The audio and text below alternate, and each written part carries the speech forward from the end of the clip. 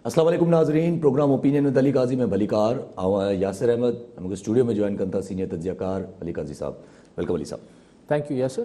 अली साहब, काफ़ी ॾींहंनि खां वफ़ाक़ी वज़ीर या मावन जेके बि आहिनि उहे काफ़ी पीपल्स पार्टी जे मथां उन्हनि जा हथियार सिधा आहिनि, काफ़ी पीपल्स पार्टी खे तनक़ीद कंदा अचनि था पिया। फवाद चौधरी साहब काफ़ी त असां न ॾींदासीं पैसा, वरी अॼु डॉक्टर शहबाज़ गिल जेके गवर्नर हाउस में जिन खे नासिर शाह साहब जे चवणी त हुननि नई का ॻाल्हि कहिड़ी कई आहे ऐं कहिड़ी ॻाल्हि कम जी कई अथऊं सवाइ लफ़्ज़ी बयानी जे। जी जीअं तव्हां चयो त काफ़ी उअं त डिघे अरसे खां, पर कुझु ॾींहंनि खां तमामु तेज़ी आहे। फवाद चौधरी साहब बि सिंध में अची जेके आहिनि पीपल्स पार्टी खे तनक़ीद निशानो बणाइनि पिया। हीअ जो गिल साहब आहे जेको बि आहे हिन बि कयो, हीअ थिए पियो ऐं पीपल्स पार्टी बि ज़ाहिर जवाबी कार्रवाई तौरु करे पई। त मूं इहो ॾिसो पे जेको ॻाल्हाइनि पिया हिते त ॻाल्हाए था वठूं, जेको ॻाल्हाइनि पिया, पर अगरि हिन जो पाण हिकिड़ो सियासी रुख ॾिसूं त मुल्क में तासुर इहो क्रिएट मतिलबु हिन सां इहो थिए पियो या करण जी कोशिशि आहे त मुल्क में हुकूमत आहे PTI ऐं अपोज़िशन पीपल्स पार्टी आहे। नवाज़ लीग खे हिन सॼे हिन मामले मां इररिलेवेंट कयो पियो वञे। त तव्हां छा आहे मतिलबु, ऐं वाक़ई में काफ़ी ॾींहंनि खां उहे ख़ातून जेके आहिनि मरियम साहिबा उहो माठनि, नवाज़ शरीफ़ जो त ख़ैर बयानु उहे त न ईंदो आहे, पर सोशल मीडिया ते बि कोन पियो अचे, PDM जो बि को ख़ासि एक्टिविटी नज़र न पई अचे। त हींअर मुल्क जी सियासी मंज़र ते पाण खे PTI वर्सिस पीपल्स पार्टी नज़र अचे पई ऐं उहो बयाननि जी हद ताईं ठीकु आहे। हिकिड़े जमहूरी / सिविल दौर में हुकूमत ऐं अपोज़िशन खे हिक ॿिए ते तनक़ीद करणी हूंदी आहे, हिकिड़ा तंज़ करणा हूंदा आहिनि, हिकिड़ा इल्ज़ाम हणणा हूंदा आहिनि, उहे लॻनि पिया। सो नवाज़ लीग जेका उहो उनखे हिकिड़े कुझु मतिलबु हिकिड़े पसे पर्दा हली वई आहे ऐं महसूसु इहो थिए पियो सियासी मंज़र ते त जनाब पीपल्स पार्टी वर्सिस PTI। हाणे इहे जेको ॻाल्हियूं थियनि पियूं इहे त हाणे त छा वेही ॻाल्हायूं, मतिलबु उहो ठीकु थो चए मुराद अली शाह साहब त हिन गिल खे जवाबु ॾियण लाइ त गिल 2 आणणो पवंदो, पर अहिड़ा गिल जेके आहिनि हीअ जेको आहे PTI जो, इहे हर दौर में हर हुकूमत में हिकु ॿ गिल हूंदा आहिनि। उहो अलाए छा ॻाल्हाईंदा आहिनि। ॻाल्हि इहा आहे, ॾिसो हीअ जेको इल्ज़ाम लॻे पियो त 520 अरब रुपया सिंध में आया या बसि 600 अरब आया, अलाए केतिरा आया, 520 अरब आया, फिगर कोट थिए पियो, हू आया ऐं पोइ सिंध मां खाइजी विया, ग़ाइब थी विया। त उहो सिंध गवर्नमेंट बार बार चए पई त को छा ॿोरनि में वठी आई छा, PTI वफ़ाक़ी सरकार ॿोरनि में अची पैसा ॾेई वई छा, उहो किथां पैसा आया ऐं किथे, मतिलबु उहो को स्टेट बैंक जे थ्रू आया हूंदा त को स्टेटमेंट ऑफ अकाउंट हूंदो, को कुझु हूंदो न। केस जा इल्ज़ाम हणनि था भई कीअं एतिरो कीअं थो थी सघे। भई अयान अली वारो बि जेको पुराणो तानो या इल्ज़ाम पीपल्स पार्टी लॻे थो, उहो बि ज़ाहिर बैंक अकाउंट में पैसा आया हूंदा त बैंक अकाउंट में निकिता हूंदा, पोइ मुबैना मनी लॉन्ड्रिंग थी हूंदी न। पैसा त फेडरल हुकूमत खां स्टेट बैंक जे अकाउंट मां, स्टेट बैंक खां सिंध गवर्नमेंट जे अकाउंट में आया हूंदा न। त मनी ट्रेल त हूंदी न, त उहो छो नथी फेडरल हुकूमत शो करे। किसी अदारनि जे थ्रू कंहिं इदारे जे थ्रू किथां न किथां आख़िर बैंक जे थ्रू पैसा आया हूंदा न यार। त उहो आख़िर छो नथी ज़ाहिर करे त भई हीअ 520 अरब रुपए जो हिसाबु आहे, हेतिरे सालनि में सिंध हुकूमत खे आयो, पोइ सिंध हुकूमत जवाबु ॾियो पैसा किथे विया, सिंध को अचे थो पैसा आया ई कोन्हनि।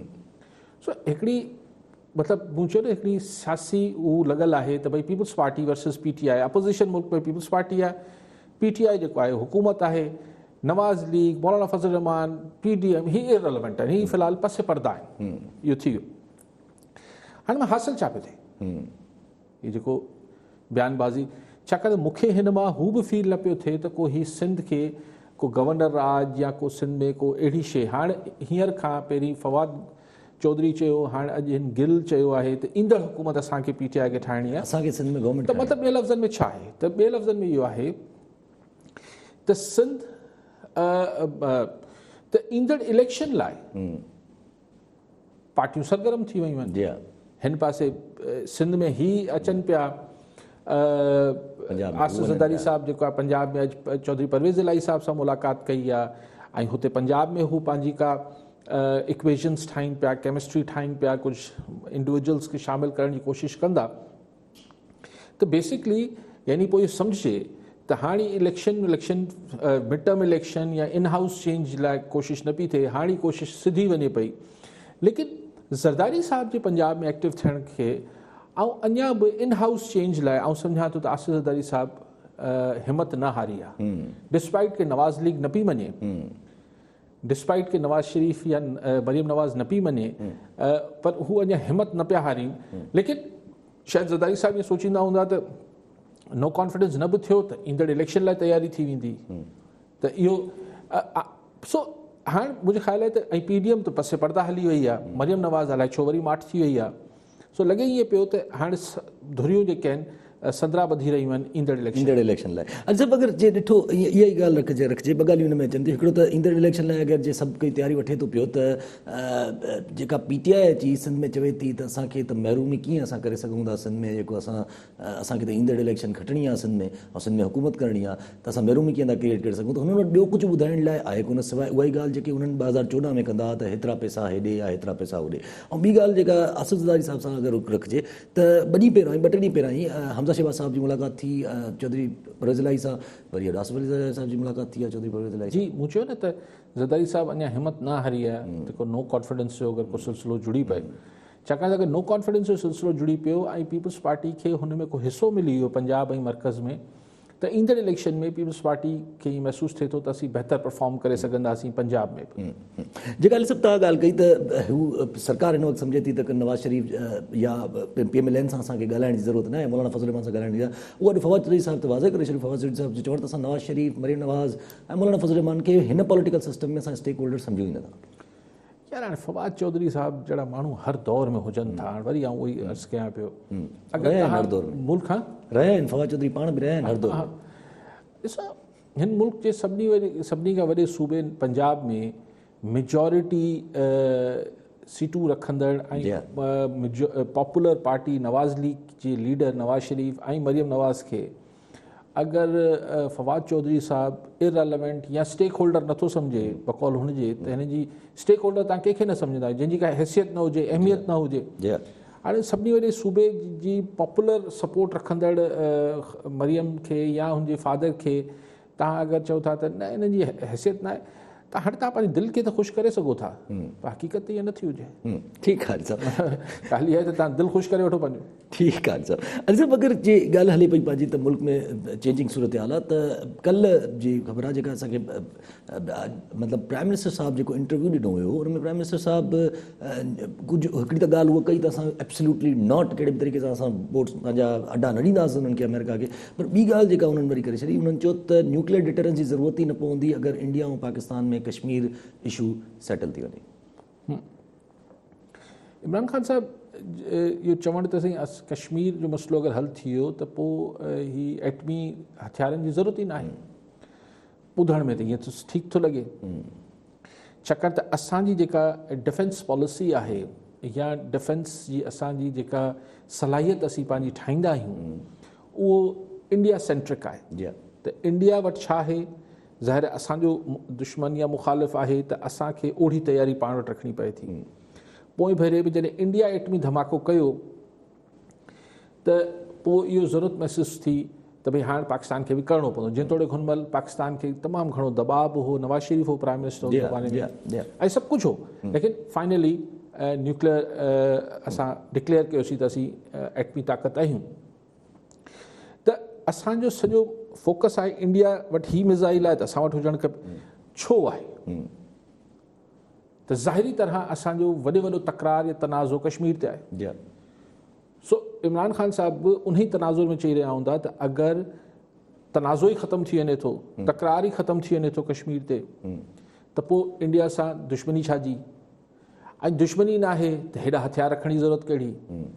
लेकिन इंडिया ईअं न सोचींदो हूंदो, इंडिया लाइ पाकिस्तान बि आहे त ॿिए पासे चाइना आहे।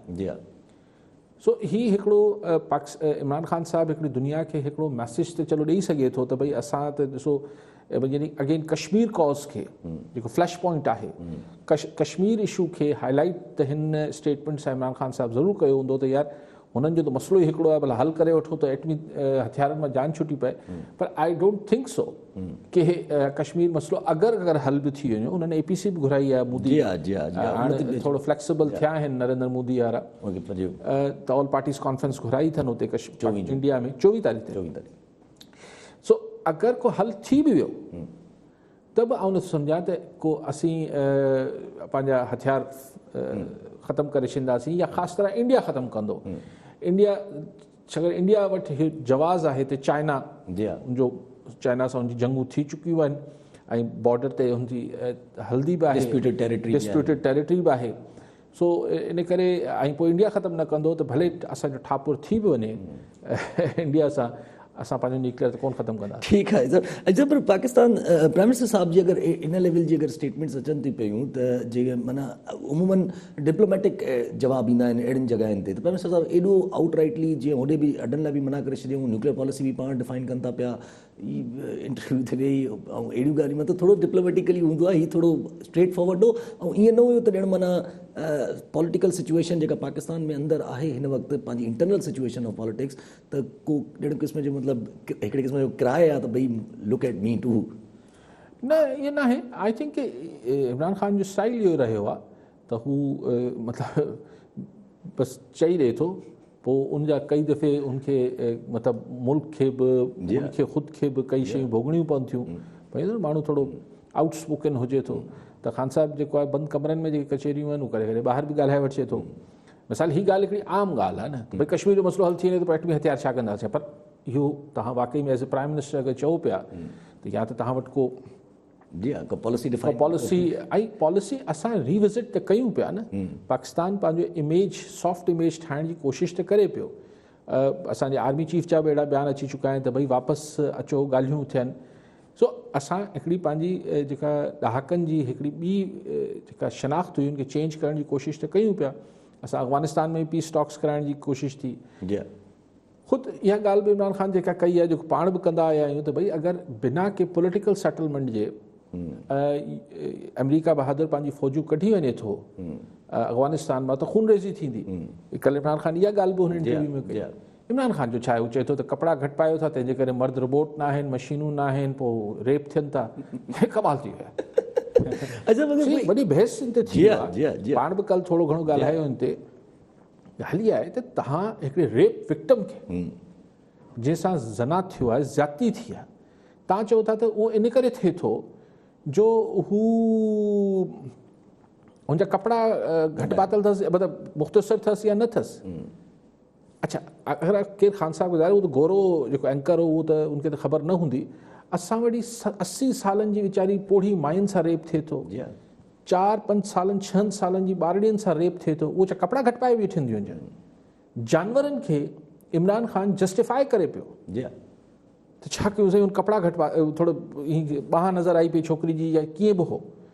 तव्हां हिकिड़े घिनाउने हिकिड़े ज़लालत भरे अमल खे तव्हां जस्टिफाई कयो पिया त ॿी माई जेको आहे माई कपिड़ा घटि पातल हुआ, त उहो 5 सालनि जी 6 सालनि जी ॿारड़ियुनि सां जेको रेप थींदो आहे, उहो छा हुनजे कपिड़ा घटि हूंदा आहिनि ॿारड़ियुनि खे? असांजे मुल्क में 80 सालनि जी मायुनि सां रेप थियो आहे, 80 सालनि जी माई छा कपिड़ा घटि हूंदा आहिनि? सो छा ख़ान साहिबु ॻाल्हाए थो ऐं हुनजी छा जस्टिफिकेशन ऐं तावीलात ॾिए थो, ऐं इमरान ख़ान जेको लिबरल ख़्यालात जो माण्हू ऐं जेका मूं ॻाल्हि कल्ह बि कई आहे त बिल्कुलु त भई मर्दनि जा कपिड़ा बि ठीकु करायो न, अगरि कपिड़नि ते ई सॼो बहस आहे। ऐं अगरि अखियुनि में शर्म न आहे, अगरि अखियुनि में शर्म न आहे त मां जेको पंहिंजे ॿार खे थन खां खीर पी पियारे, तव्हांखे त उनमें बि उरियानी नज़र ईंदी, तव्हांखे हुनमें माउ जी ममता नज़र न ईंदी, तव्हांखे हुनमें बि उघाड़प नज़र ईंदी।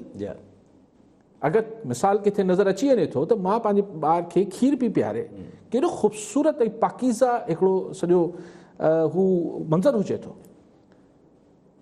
पर अगरि अखियुनि में ग़लाज़त आहे, हैवानगी आहे, जानवर आहियो, त तव्हांखे हुन माउ में बि जेको आहे उहो पोइ चवनि था असीं रोबोट थोरी, अड़े इहे रोबोट थियण थोरी आहियो, ये जानवर थियण इंसान थियण जे विच में फ़र्क़ु आहे, रोबोट ऐं इंसान जे विच में फ़र्क़ु न आहे। अच्छा, उहा ई ॻाल्हि थी वई न, माना त कहिड़े बि हिसाब सां जस्टिफिकेशन क्राइम जी त मौजूदु आहे ई न। ऑन द कॉन्ट्ररी जेका बहस बि हले पई, जेका शायदि बिलावल भुट्टो बि इहा ॻाल्हि कई आहे, कल्ह खां ई बहस हले पियो त तव्हां विक्टिम खे जेको आहे उनजे ख़िलाफ़ु आहे इहो बयानु, विक्टिम ब्लेमिंग में थो अचे, विक्टिम ब्लेमिंग में अचे थो। जेको मुतासिर आहे तव्हां उनखे, तव्हां जेको ॾोहारी आहे जंहिं रेप कयो आहे, तव्हां हुनखे जेको आहे हिकिड़ो चओ पिया छा करे वीचारो रोबोट थोरी आहे। वाह वाह, prime minister of the country. Prime prime minister पियो करे यार, जी हाँ, इंटरनेशनल जेको so called liberal prime minister पियो करे यार। जी हाँ, अल्सर अगरि इन जो पंहिंजो इन सां ई अगरि कंटिन्यू रखिजे त पंहिंजी जेके अॼु जो डिफेंड करणु जेके उन्हनि जी पंहिंजूं PTI जूं ख़वातीन जेके MNAs आहिनि उहे डिफेंड करणु आयूं प्राइम मिनिस्टर इमरान ख़ान साहब खे, पर हुननि जो चवणु त सही इंटरव्यू न आहे ॿुधो के ऐं को आउट ऑफ कंटेक्स्ट ॻाल्हि कई वञे ऐं खूनी लिबरल जेके आहिनि उहे प्राइम मिनिस्टर जे गॾु पिया आहिनि इन स्टेटमेंट जे करे।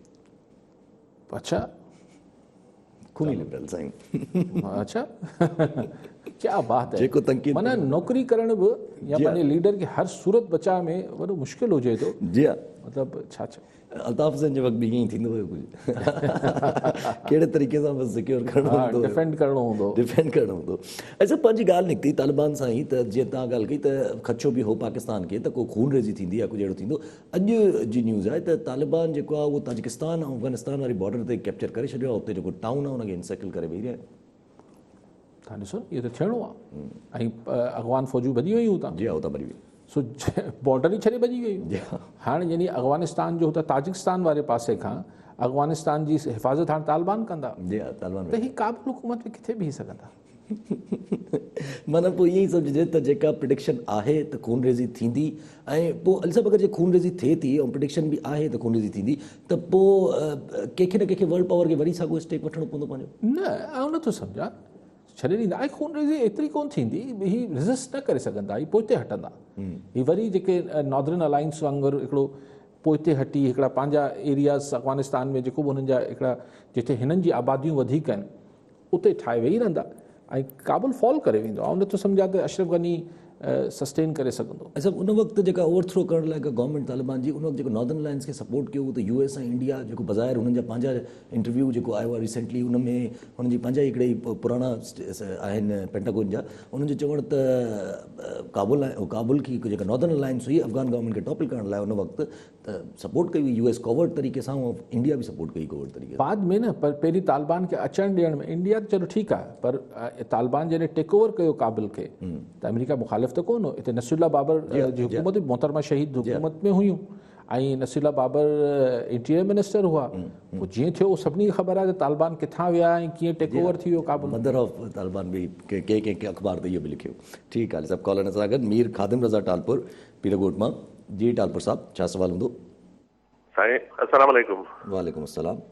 ऐं अर्ज़ु इहो आहे त वज़ीर आज़म साहब या जेके हाणे पेदर पे इंटरव्यू बि आया आहिनि या जेके ॻाल्हियूं बि आहिनि, जेको अमेरिका खे अॾो अदा न ॾियणो, हिकिड़ो एब्सोल्युटली नॉट जो जेको आहे सो हिकिड़ो ट्रेंडिंग थी वियो मामिलो, उन खां बाद वरी अमेरिका खे ऐं यूरोपियन कंट्रीज़ खे जेको आहे इहो ॾेखारणो त साईं पंहिंजो जेकॾहिं असां पाण में ठही वियासीं, इंडिया ऐं पाकिस्तान कश्मीर जो मसइलो जेकॾहिं हल थी थो वञे त पोइ असां पंहिंजो न्यूक्लियर पावर रखण जे लाइ कहिड़ी ज़रूरत आहे। उन खां पोइ वरी लिबरल्स खे झटको त साईं औरतूं जेकॾहिं कपिड़ा अहिड़ा न पाइनि जेके मर्दनि खे अट्रैक्ट कनि ऐं उन्हनि खे जज़्बाती कनि, त पंहिंजो जेकर थी सघे ऐं मज़हबी माण्हुनि खे उन शइ ते माना हिकिड़ो सुठो माना हिकिड़ो एप्रोच ॾियणो, त माना इहे इलाही ॻाल्हियूं पाण में गड़बड़ थींदी पियूं वञनि। त मूंखे सम्झ में न पियो अचे त थी सघे थो इहो मुआवज़ो बि थियण वारो आहे छा, त कश्मीर बि थी सघे थो आज़ादु थियण वेंदो हुजे। साईं मोदी साहब बि इहा घुराए वरिती आहे पंहिंजो मीटिंग बि। अच्छा, मीटिंग सां अगरि रखे त कश्मीर जा जेके लीडर्स आहिनि मुफ्ती महबूबा जेके हुया, उन्हनि जो चवणु त असां अर्ज़ कंदासीं उते वञी मोदी खे त भई पंहिंजो जेको तव्हांजो हुनजो जेको तव्हां अमल वरितो हुयो August 5 जो, उहो वापसि वरितो वञे। जी मीर साहब थोरो तकड़ पिया कयो त कश्मीर आज़ादु थी वेंदो, पर पहिरें मरहले में त अगरि कश्मीर जो जेको 5 अगस्त वारो स्टेटस हो, जेको हुनजी हैसियत हुई, उहो अगरि स्पेशल स्टेटस जेको कश्मीर के इंडियन कॉन्स्टिट्यूशन में ऑक्यूपाइड कश्मीर खे मक़बूज़ा कश्मीर खे हुते हासिलु हो इंडिया में, पहिरें मरहले में त मोदी खे हुन ॾे वञिणो पवंदो न, त जीअं हिकिड़ी, छाकाणि त हाणे पाकिस्तान हिकिड़ी पोज़ीशन वठी वेठो आहे, या पोइ को विच वारो रस्तो निकिरे थो, पर किथे न किथे लचक ॾेखारणी पवंदी, त पोइ पाकिस्तान इंडिया वेहनि, ज़रूरी न आहे त आज़ादु थियनि था, कीअं थियनि था मामला, हाणे उन कई ऑप्शन्स आहिनि। हिन कश्मीर ते ज़ाहिर 72 साल हिकिड़ा ॿिनि मुल्कनि जे दरमियान हिकिड़ो जंगियूं थी चुकियूं आहिनि, सभु कुझु थी चुको आहे, ऐं हिन जे करे 2 न्यूक्लियर मुल्क जेके आहिनि इंडिया ऐं पाकिस्तान, उहो हिक ॿिए जे मुंहुं अखियुनि में अखियूं विझी वेठा आहिनि त हीअ ज़ाहिर दुनिया लाइ हिकिड़ी ख़तरनाक शइ आहे त उहो फ्लैश पॉइंट आहे बि कश्मीर। त उन लाइ मतिलबु को ॾिसो त इंडिया खे मोदी जेको पहिरीं सफ़ा सुपरमैन थियो बीठो हो, मुंहिंजे ख़्याल आहे त कुझु न कुझु हुनखे फ्लैक्सिबल थियणो पवंदो त ॻाल्हियूं शुरू थियनि। ऐं पोइ हिन ते ज़ाहिर कई ऑप्शन्स मौजूदु आहिनि। हिन में ही खुशवंत सिंह वारनि जेको किताब बि लिखियो, खुशवंत सिंह चवां पियो, खुशवंत सिंह न सो बहरहाल हिन ते कई किताब आहिनि, कई हिन ते जेके आहिनि थीसिस थियल आहिनि, कई हिन ते जेके आहिनि प्रपोज़ल्स डिस्कस थियल आहिनि, जेके मुशर्रफ साहब बि विया हुआ इंडिया, जेको वाजपेयी सां ॻाल्हियूं थियूं, त हिन में ऑप्शन्स इलाही सारा आहिनि। हाणे ॾिसूं त पर उन लाइ ज़रूरी आहे त हू किथां सिलसिलो वापसि जुड़े जेको टुटी वियो आहे, किथे न किथे जेको आहे उहो कनेक्शन जेको आहे उहो बहाल थिए ॿिन्ही जे विच में। मूंखे हैरत न थींदी त ईंदड़ महीने ॿिनि में अगरि इहे किथे इंडिया ऐं पाकिस्तान जे विच में किथे को हल्की फुल्की राब्ता शुरू थियनि ऐं ॻाल्हियूं शुरू थियनि त पोइ एतिरो हैरान थियण जी ज़रूरत न आहे। पर पहिरियां जेको आहे उहो अमल उन्हनि जो जेको आहे, ॾिसो उहो अमल एग्ज़ैक्टली हू बि बिल्कुलु वापसि 4 अगस्त वारी पोज़ीशन ते वञे थो, या अहिड़ो कुझु फेस सेविंग ठाहे ॾियनि था पाकिस्तान खे जंहिंमें पाकिस्तान बि लचक ॾेखारे त को विच वारो रस्तो बि निकिरी ईंदो आहे। सभु कल्ह जी शामूद कुरैशी साहब जी स्टेटमेंट हुई त उन्हनि हू त जेको आहे तशवीश जो इज़हार कनि पिया हिन मीटिंग खां वठी त हालात सही नहीं लॻ रहे उन्हनि जो चवणु। ठीकु आहे, असांखे त पाकिस्तान खे त पंहिंजो एग्रेसिव स्टैंड ई वठिणो हूंदो आहे न डिप्लोमेसी में बि। जॾहिं तव्हां हिकिड़े मुल्क सां हिकिड़ो माण्हू थोरो पोइते हटे पियो त तव्हां पंहिंजी पोज़ीशन ओसि ताईं पोइते न हटाईंदा आहियो जेसि ताईं को टेंजिबल फॉर्म में को ठोस शिकल में तव्हांखे का पेशरफ़ नज़र अचे, तेसि ताईं तव्हां पंहिंजो मौक़िफ़ त ओतिरो ई सख़्तु रखंदा आहियो, पंहिंजो मौक़िफ़ त बरक़रार रखंदा आहियो। ठीकु आहे साहब। ऐं सभु अॻिते वधूं त फवाद चौधरी साहब वरी पंहिंजे कानून साज़ी ते जेका इलेक्शन जे हिसाब सां थियल आहे, उन्हनि जो चवणु त इलेक्शन कमीशन ऑफ पाकिस्तान जो कमु आहे जेको पार्लियामेंट कानून साज़ी करे। अगरि इलेक्शन कमीशन नथो करे सघे त पोइ इलेक्शन कमीशन अगरि सियासत करणी आहे कंहिंखे इशारो कनि पिया या न आहे ख़बर। शायदि खकर नवाज़ी साहब जो चवणु इन सां ई रिलेटेड इलेक्ट्रॉनिक वोटिंग सां ई रिलेटेड, त इलेक्ट्रॉनिक वोटिंग जो उन्हनि जो चवणु त मुमकिन ई न आहे, छो जो असां वटि त जॾहिं असां पोइ चकर टेक्नोलॉजी जो इस्तेमालु कयो रिज़ल्ट ट्रांसमिशन सिस्टम, त उनजे करे ई पूरा इलेक्शन जेके चोरी थी विया इलेक्ट्रॉनिक सिस्टम कान हलाईंदासीं असां। सही आहे, असां ॾुखियो आहे ईअं हिकिड़ी, आउं पाण हिन जो वॾो वकील रहियो आहियां त इलेक्ट्रॉनिक EVMs अचणु खपनि, सभु कुझु थियणु खपे, लेकिन हिन जो हिकिड़ो पूरो प्रोसेस आहे। हिकिड़े ईअं ओचितो ओवर नाइट जेके चइजे राति जे पेट में, जीअं राति जे पेट में इमरान ख़ान साहब सॼे मुल्क मां करप्शन ख़तमु करे रहियो, ईअं न थींदो आहे। ईअं राति जे पेट में तव्हां वटि केतिरे माण्हुनि खे ATM मां, हीअ तव्हां ॾिसंदा आहियो न ख़वातीन जेके पैसा कढंदियूं आहिनि बिस्प मां या हीअ एहसास कार्ड मां, उन लाइ बि हू वीचारियूं जेके आहिनि के ॿिए खे चवंदियूं आहिनि, 500 रुपया 1000 रुपया उनखां वठंदो आहे ऐं उन्हनि खे पैसा कढी ॾींदो आहे।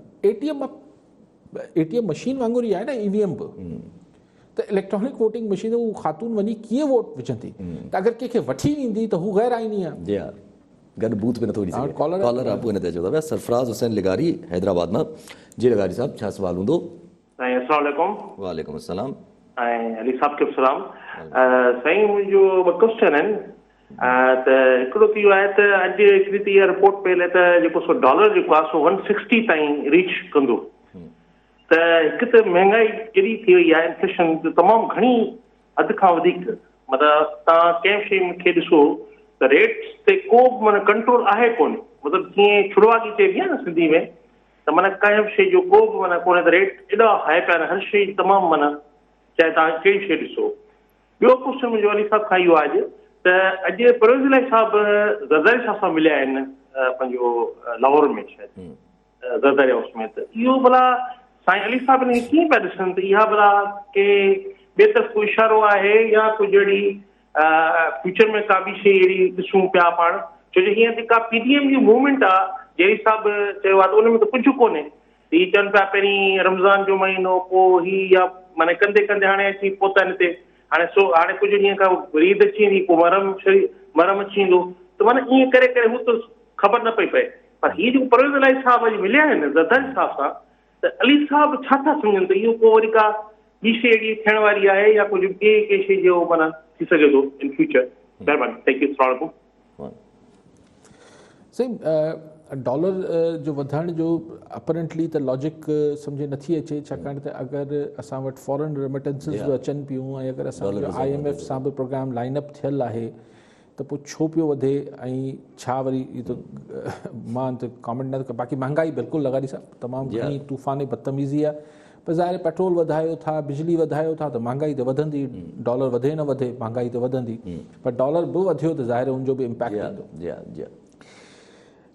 ज़रदारी साहब ऐं चौधरी साहब ॾिसो ॻाल्हि इहा आहे त ॿई जेके आहिनि हिकिड़ी ट्रेडिशनल रख रखाव जा बि में यकीन रखंदा आहिनि। चौधरी साहिबान त हिन लाइ मशहूरु आहिनि त हुननि वटि चवंदा आहिनि त हिननि जी जेका ख़ैर वरी डिघी दास्तानूं थी वेंदियूं, पर ही they are non for it.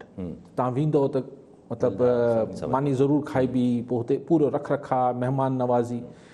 त चौधरी साहब सां ज़रदारी साहब पंहिंजी अच्छा पोइ चौधरी साहबनि ते इहो बिल्कुलु आहे त हू स्टैब्लिशमेंट सां हमेशह वेझा रहिया आहिनि। मुशर्रफ साहब जे ज़माने में त बिल्कुलु आया। पोइ हुननि ते कातिल लीग जो इल्ज़ाम बि पीपल्स पार्टी लॻायो, लेकिन जॾहिं पीपल्स पार्टी पावर में आई त पोइ चौधरी परवेज़ इलाही के डिप्टी प्राइम मिनिस्टर जंहिंजो को बि आइन में उहिदो न आहे, लेकिन हिकिड़ी सिंबॉलिक हिकिड़ी हैसियत माना जीअं ज़रदारी साहब जी मुफ़ाहमती पॉलिसी हुई त ठीकु आहे असां तव्हां मुख़ालिफ़ हुआ पर असीं तव्हांखे डिप्टी प्राइम मिनिस्टर ठाहे छॾियो। सो हाणे पंजाब विया आहिनि, हिकिड़ो त इहो आहे त माण्हू पंहिंजा तालुकात बि रखंदा आहिनि इहे, ऐं ॿिन्ही खे अगरि चलो हिकिड़े सेकेंड लाइ लॻारी साहब सोचूं को बि एजेंडा न आहे जेको फिरदौस आशिक़ चवनि थियूं, मञी वठूं हिकिड़े सेकेंड लाइ त को एजेंडा न आहे, बसि बड़ी कचहरी कयूं था, पर सियासी मुलाक़ात आहे न, ॿई सियासतदान आहिनि त हिन जो ॿिन्ही खे फ़ाइदो आहे। माना इमरान खान बि थोड़ो ये ॾिसे तो चौधरी साहब खैर है ना, नहीं बस और तो खैर है, वो दो काम नहीं हुए थे। अच्छा नहीं देखें भाई क्या मसला है इनका। बोजदार साहब वो लुडे, ठीक है, ज़रदारी साहब बि ज़ाहिर पंजाब जी पॉलिटिक्स में थोड़ो ॾिसनि त भई सुभाणे ही छा तोड़ जोड़ थिए पई, ठीकु आहे, हिकिड़ी छा मुफ़्त की पब्लिसिटी में क्या जा रहा है, मानी बि खाधी, कचहरी बि थी, ऐं हिकिड़ो थी वियो। लेकिन अगरि एजेंडास ॻोल्हियूं त एजेंडास बि आहिनि। फौरी एजेंडा में त जीअं मूं गुज़ारिश कई त फौरी एजेंडा में त पंजाब में ऐं क़ौमी असेंबली में नो कॉन्फिडेंस वारी ॻाल्हियूं थी सघनि थियूं, जेके नंबर गेम में नवाज़ लीग जे गॾु हुजण खां सवाइ मुमकिन न आहे। लेकिन जीअं पाण ॻाल्हि कई त हीअं थोरा ॾींहं अॻु हमज़ा शहबाज़ बि मुलाक़ात कई आहे परवेज़ इलाही सां, थी सघे थो का खिचड़ी किथे पची रही हुजे, नामुमकिन नथा चई सघूं। त इहो थियो शॉर्ट टर्म। पहिरीं पाण ॻाल्हायो त कुझु बि न हुजे उहो मुमकिन आहे, शॉर्ट टर्म ही थी सघे थो।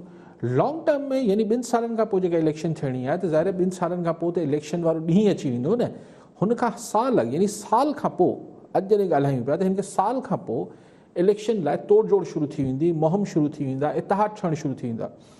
त पंजाब में जेको इतिहाद ठहंदो उहो मां हमेशह चाहियां थो उहो नवाज़ लीग और दीगर, हिकिड़े पासे नवाज़ लीग हूंदी, ॿिए पासे जेकी दीगर पार्टियूं हूंदियूं उनमें ज़ाहिर क्यू लीग बि आहे, उनमें पीपल्स पार्टी बि आहे, उनमें PTI बि आहे, उनमें लबैक बि आहे। त त हिकिड़ी ज़रदारी साहब हुन लाइ बि हिकिड़ी इब्तिदाई जेका थी सघे थो त हाल अहवाल थियो हुजे। हाल अहवाल थियो हुजे, ठीकु आहे साहब। कॉलर सां गॾु तुफ़ैल जमाली नवाब शामा जी। जमाली साहब छा सुवाल हूंदो?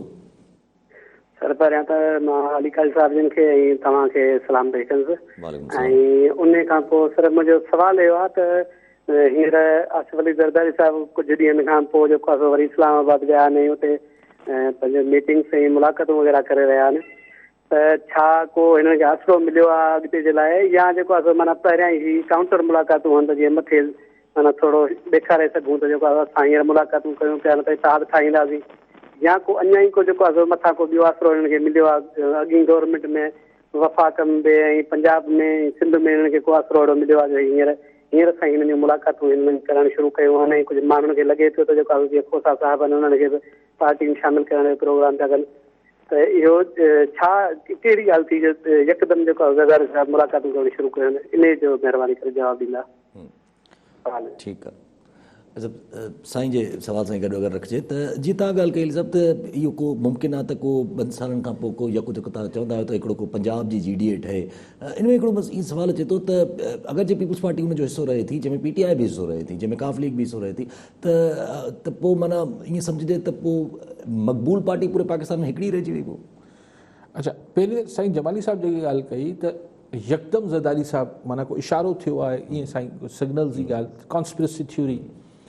सही ॾिसो ये तो तव्हां जमाली साहब ऐं आऊं सम्झूं पिया न यकदमि ज़रदारी साहब को थी सघे थो 2 महीननि खां रिथियल हुजे, पर तव्हांखे मूंखे तॾहिं ख़बर पई थी जॾहिं मुलाक़ात थी वई, टीवी ते हली वई, अख़बार में अची वई। जी हा। ॿी ॻाल्हि इहा आहे त अगरि त किथां सिग्नल हुजनि त पोइ हुन लाइ ही 2 सालनि खां पोइ इलेक्शन वारे हवाले सां ही टू अर्ली आहे। जी हा, पोइ त माना छाकाणि त पोइ जेके जिन्हनि खे जोड़णो हूंदो आहे हू आख़िरी राति ते बि जोड़े छॾींदा आहिनि।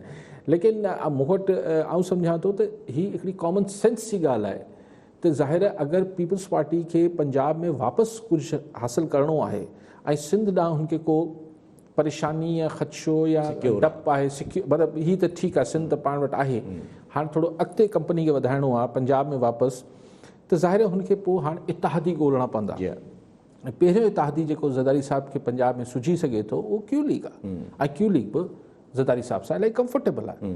सो इनमें सिंपल आहे। बाक़ी तव्हांजी कॉलर हिन ते चवंदा पिया मोहम्मद अनवर चांग सांगड़ मां। जी चांग साहब, छा सवाल हूंदो? सर अस्सलाम, सबका पहिरियां साईं काजी साहब खे सलाम। सवाल असांजो काजी साहब खे इहो आहे त परवेज़ खटक साहब वज़ीर दिफ़ा आहे, कल्ह असेंबली फ्लोर ते हिकिड़ो बयानु ॾिनो आहे त महांगाई थींदी त मुल्क तरक़ी कंदो। हाणे मूंखे ॿुधायो त तब्दीली सरकार जे वज़ीरनि जा बयान आहिनि, महांगाई थींदी मुल्क तरक़ी कंदो, त ग़रीब आवाम जो छा थींदो? ग़रीब आवाम केॾांहुं वेंदी साईं? असां सोचण में मजबूर थिया आहियूं त कहिड़ी तरक़ी थींदी महांगाई में साईं? महिरबानी सर। ठीकु आहे, ठीकु आहे। ॿियो बि कॉलर करो। ख़ालिद अंसारी लाड़काना मां। जी अंसारी साहब, छा सवाल हूंदो? जी साईं, मां लाड़काने खां थो ॻाल्हायां। सवाल ज़रदारी साहब या बिलावल साहब पंजाब में मुख़ालिफ़ उम्मीदवारनि सां मुलाक़ातूं कनि पिया, सिंध जे माण्हुनि सां मुलाक़ातूं छो नथो करे? जॾहिं सिंध में मसइला हद खां वधीक आहिनि, पंजाब जी भेट में सिंध में प्रॉब्लम्स हद खां वधीक आहिनि, उन्हनि खे फोकस छो नथा कनि? उतां जे मुख़ालिफ़ माण्हुनि सां मिली सघंदा त सिंध जे मुख़ालिफ़ माण्हुनि सां छो नथा मिलनि? ठीकु आहे। तव्हां चयो त तव्हां जेका ॻाल्हि पाण कई पई त पंजाब में पोइ अगरि ही सभु दीगर गॾु थी वेंदा त पोइ पॉपुलर पार्टी मुल्क में पूरे में न, पंजाब में थींदी न, सिंध में वरी पीपल्स पार्टी ऐं दीगर गॾिजंदा, सिंध में वरी नवाज़ लीग जेका आहे उहो ॿियनि पार्टियुनि सां इतिहाद कंदी शायदि। सो ईअं ई थिए पियो न, हिकिड़ी मेजर आहे बाक़ी दीगर आहिनि।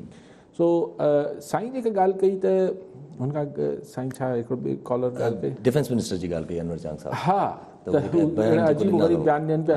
साईं हाणे क्या करें, हू हुननि जो वज़ीर आज़म ई चए थो त घटि कपिड़ा करे मर्द जेके आहिनि रोबोट कोन्हनि।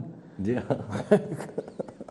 सो इन करे हाणे छा गुज़ारिश कयूं त बसि कप्तान ई चए पियो त हाणे हेठियां खिलाड़ी त पोइ चवंदा न अहिड़ा ई हूंदा। अहिड़ा छा गुज़ारिश कयूं त हाणे उहो हाणे महांगाई वधंदी त मुल्क तरक़ी कंदो। जी हा। सो एक्चुअली उहो कुवत ख़रीद खटक साहब थोरो करे छॾियूं था, हाणे छा ॻाल्हायूं वीचारे ते। बाक़ी जेको अंसारी साहब चवनि पिया त पंजाब में अंसारी साहब हू पीपल्स पार्टी जे मुखालिफ़नि सां कोन मिलण विया आहिनि, हू जेके उन्हनि मुखालिफ़नि सां जेके जिन्हनि में आसरो आहे उन्हनि खे त हू सुभाणे हुनजा इतिहादी थी सघनि था पंजाब में, उन्हनि सां ज़रदारी साहब ऐं बिलावल साहब मिलनि पिया, न के पीपल्स पार्टी जे मुखालिफ़नि सां। क्यू लीग पीपल्स पार्टी जी मुखालिफ़ त कोन्हे न, हू हुकूमत जी इतिहादी आहे, पर कल्ह पीपल्स पार्टी जी इतिहादी हुई, सुभाणे वरी पीपल्स पार्टी अची वेंदी, वरी क्यू लीग हुनजी इतिहादी थी वेंदी। सो हू को पीपल्स पार्टी पंहिंजे मुखालिफ़नि सां त कोन पिया मिलनि हुते। सिंध में जेको तव्हां चओ था त अची मुखालिफ़नि सां मिलनि, त जेके मुखालिफ़ हुननि सां ठहणु चाहिनि था, पीपल्स पार्टी जे साए तले अचणु चाहिनि था, हुननि सां हू बिल्कुलु मुलाक़ातूं कनि था, बाक़ियुनि सां कंहिंसां छो मिलनि? ऐं मसइलनि जे हल लाइ माण्हुनि सां मिलण जी कहिड़ी ज़रूरत आहे? अॼु जे ज़माने में हर शइ साम्हूं आहे, तव्हांखे ख़बर आहे त मसइला कहिड़ा आहिनि। कल्ह कीअं हुननि कुतनि जेको आहे उहो ज़ुल्म थियो आहे उन वीचारे बुज़ुर्ग वकील सां, भभोड़े छॾियोसि, ऐं बसि को पुछण वारो कोन्हे। ऐं हाणे हीअ त वकील साहब आहिनि, हिन लाइ त बार सभु एक्टिव थी वई आहे, थियण बि खपे। पर मूं ॿुधो आहे हुनखां अॻु बि कंहिं ख़ातून खे बि हिननि कुतनि भंभोड़ियो, भई हिकिड़े एॾा वहशी तव्हां कुता पालियो पिया, पैट्स पालियो पिया, त पोइ हुननि खे संभालियो, ॿधो को तरीक़ो कयो। सो असांजे प्रॉब्लम्स लाइ तव्हांखे कंहिंसां मुलाक़ात जी ज़रूरत न आहे, प्रॉब्लम तव्हांजी अखियुनि जे साम्हूं आहे। लेकिन हीअ CM थोरी ॻाल्हि हटी करे कयां पियो। CM साहब जेको ही सुप्रीम कोर्ट जे फ़ैसिले ते चयो आहे त तमामु सख़्तु फ़ैसिलो आहे, टेस्ला वारो, नस्ला टावर ऐं अलाए कंहिं मूं ॿुधो पिए त ॻाल्हि थी पए त भई अगरि बनी ॻाल्हि जे कम पैसनि में रेगुलराइज़ करे सघो था त हिते पोइ वीचारा 10-20 सालनि खां ऐं हिकिड़ो ॿियो मूं किथे ॾिठो पियो त वीचारो नाले जे हिसाब सां ॿियो किथे मूं इहा ॻाल्हि ॿुधी पिए त को माण्हू वीचारो रोई रोई बेहोश थी वियो त हुनजो हिकिड़ो घर हो उनखे डाहीनि पिया। ॾिसो इहो मतिलबु तव्हां कॉम्पनसेट करण खां सवाइ शहर खे ख़ूबसूरत बणायूं था, शहर खे जेको आहे कुशादो कयूं था, ग्रीन बेल्ट बहाल थियणु खपे, बिल्कुलु सभु सही, लेकिन मासूम ॿार खुलियल आसमान जे हेठि हिन गर्मी में तड़पंदा हुजनि ऐं असीं चऊं त अचो हिननि जी त ख़ैर आहे, असीं हिकिड़ो ॿूटो हणूं था सुभाणे वणु थी वेंदो, बिल्कुलु लॻणु खपे। लेकिन हुन इंसानी ज़िंदगी लाइ उहो बार बार मूंखे हुनजी एतिज़ाज़ अहसन जी कॾहिं कॾहिं उहा शाइरी यादि अचे, जब रियासत होगी माँ के जैसे, तो काश कभी रियासत माँ के जैसे भी हो। त रियासत में त ही सभु अचनि था न जेके बि इदारा आहिनि, सो जब रियासत होगी माँ के जैसे। जी हाँ, त इहे मसला बि न थींदा। ठीकु आहे सभु कॉलर असां गॾु इस्माइल लगारी ॾैर कीमा। जी लगारी साहब छा सवाल हूंदो? कॉल रखी अॼु साहब कल्ह हिकिड़ी शइ रहिजी वई जिसका त करे सघियासीं, अॼु मां चयो वज़ार करे छॾियूं त बलूचिस्तान में जीअं तव्हां ॻाल्हि कई त बलूचिस्तान में थोरो पॉलिटिकल एक्टिविटी थिए थी त थोरो ख़ुशी थिए थी हिकिड़े क़िस्म जी। त कल्ह खां बलूचिस्तान में जेके उतां जा अपोज़िशन लीडर ऐं उन जेके बि अपोज़िशन जा मेंबर्स आहिनि तक़रीबन 16 ॼणा आहिनि टोटल, जंहिंमां 14 ॼणा हाणे ताईं थाणे ते वेठल आहिनि त असांखे गिरफ़्तार कयो, छो जो हुननि जे मथां जेके केसिस आया अथऊं चई कठपुतली गवर्नमेंट जे घर मोकिलींदासीं, हुन बि इहा आवाज़ अचंदा हाणे हर हंधि कठपुतली हुकूमत अलाए छा आहे चकर। सो बहरहाल बलूचिस्तान में सुठो आहे त पॉलिटिकल एक्टिविटी थिए थी। ॾिसो पॉलिटिकल एक्टिविटी केतिरी बि शदीद हुजे उहा सियासी आहे, हुन में हुनजो हमेशह सुठो ई नतीजो निकिरंदो हुन सां।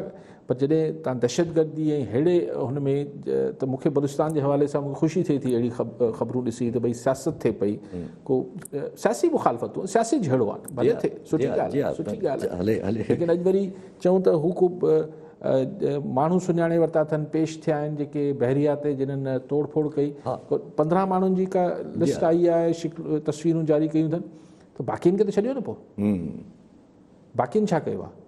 हिते अगरि प्रेसिडेंट अलवी साहब जो अगरि स्टेटमेंट अचे, प्रेसिडेंट अलवी साहब बि हिन ते स्टेटमेंट ॾिनी आहे त बहरिया वाक़े खां वधीक जेके क़दीम ॻूठनि खे ड्रायो वञे थो उहो ज़्यादा अज़ियतनाक आहे। बिल्कुलु सही थो चए प्रेसिडेंट अलवी, त ॻाल्हि इहा आहे त सिर्फ़ु तव्हांखे हुनजो उहो जेको बहरिया जी शइ सड़ी आहे बिल्कुलु ग़लति सड़ी आहे। अगरि कंहिंजी दुकान सड़ी तोड़फोड़ थी आहे, कंहिंजी गाॾी तोड़फोड़ थी, ग़लति थियो आहे, लेकिन जेके तव्हां हू बिल्डर जेके हुते हू तोड़फोड़ करे रहिया, मतिलबु जेके कब्ज़ा करे रहिया या माण्हू कचा घर ॻोठाणनि जा टोड़े रहिया, उहो बि त मज़मत जोॻो आहे, उहो बि त जेतिरी वॾी दहशतगर्दी हीअ आहे ओतिरी दहशतगर्दी हू आहे। तव्हां कंहिंजा घर कीअं था ठाहे सघो? ऐं उन ते तव्हां ओतिरो सख़्तु न थियो, बाक़ी हिन ते तव्हांखे वधीक कावड़ अची वञे त तव्हां कंहिंजी गाॾी छो टोड़ी? गाॾी न टोड़णु खपे, हुनजो जेको गेट आहे उहो न साड़णु खपे, ऐं बिल्कुलु एग्री कयां थो, लेकिन के कची झोपड़ी खे बि न ढाइणु खपे, छाकाणि त बिल्डर साहिब खे हुते वरी को प्लाज़ा ठाहिणो आहे, इहो बि हक़ कंहिंखे ईअं बेघर बि न करणु खपे। ठीकु आहे अली साहब, वरी महिरबानी साहब। नाज़रीन, अॼु जे प्रोग्राम जो वक़्तु पूरो थियो, वरी मिलंदासीं ईंदड़ प्रोग्राम में। दुआनि में